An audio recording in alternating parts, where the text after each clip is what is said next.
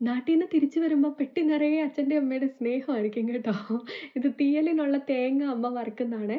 അമ്മയെക്കൊണ്ടാ ഞാൻ ഇതിന്റകത്തിലെ പൊടികളെല്ലാം ആഡ് ചെയ്യിപ്പിച്ചേ. അപ്പൊ ഇവിടെ വന്ന് കഴിയുമ്പഴും അമ്മ ഉണ്ടാക്കുന്ന കറിയുടെ ആ ഒരു സ്വാദ് എനിക്ക് കിട്ടുമല്ലോ. പിന്നെ മുളക് പൊടി, മല്ലിപ്പൊടി, മഞ്ഞൾപ്പൊടി ഇതെല്ലാം വീട്ടിൽ പൊടിപ്പിച്ചെടുക്കുന്നതാണേ. ഈ മഞ്ഞളുണ്ടല്ലോ അച്ഛന്റെ കൃഷിത്തോട്ടത്തിലെ മഞ്ഞളാണ്. അത് ഉണക്കി പൊടിപ്പിച്ചെടുത്തിരിക്കുന്നതാണ്.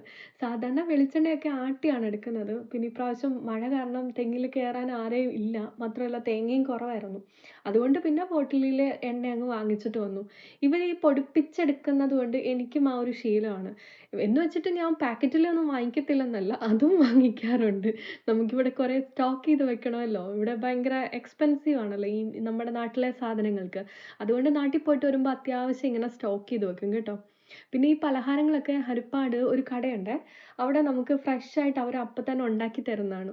നൊസ്റ്റു അടിച്ച് കുറച്ച് നാരങ്ങാ മിഠായി, ജീരക മിഠായി, കപ്പലണ്ടി മിഠായി അങ്ങനെ കുറെ സാധനങ്ങളൊക്കെ വാങ്ങിക്കൂട്ടി.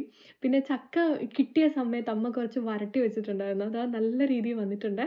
അതാ ഞാൻ എടുത്ത് ഫ്രിഡ്ജിലോട്ട് വെച്ചത്.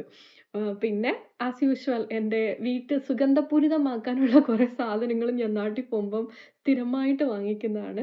അപ്പൊ ഇതൊക്കെയാണ് നാട്ടിലെ നിന്നുള്ള പെട്ടിയിലെ